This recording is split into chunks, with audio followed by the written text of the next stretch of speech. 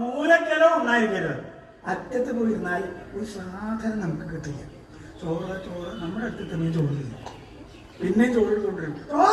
ചോറ് ഉണ്ണാൻ തന്നെ നടക്കണ ചില ആൾക്കാരുണ്ട്, അവർ കൂടി അപ്പോഴും നമുക്ക് കിട്ടില്ല.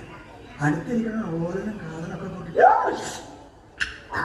അത് കേട്ടോ മിണ്ടാണ്ടിരുന്ന് കഴിച്ചാൽ പരമാഷമാണ്, നമുക്കൊന്നും കിട്ടിയിട്ടില്ല. അവസാനം ഒരു ചട്ടിനെ ചോറ് ഇവിടേക്കും അടുത്തിരിക്കണവര് ഇല മടക്കി തുടങ്ങിയിട്ടുണ്ടാവും. ഞങ്ങൾ എണീറ്റോട്ടെ മധ്യത്തെ ഉള്ളേ ഞാനും എണീക്കാതെ ഇവിടെ തന്നെ ഇരുന്നു. അങ്ങയുടെ പിതാമഹന്റെ പിണ്ടാക്കണം എന്താ പറഞ്ഞത്, അച്ഛന് പോയിട്ട് ഉണ്ടായിരിക്കരുത്. ഇത് മനസ്സിലാക്കിയ ഗുണം അതായി പറയണത്. മൂലക്ക് ഇരിക്കരുത്. മൂലക്ക് ഇരുന്നാൽ അവിടെ നിന്നും ഇവിടെ നിന്നും വിളമ്പി വരുമ്പോൾ മൂലക്ക് ഇരിക്കുക. അങ്ങനെ ഇരുന്നാൽ എന്ത് പറ്റിച്ചാൽ ചില ഭവനങ്ങളിലെ സ്ത്രീകൾ കൂട്ടാൻ വെക്കണം പറ്റും. മനസ്സിലായില്ല?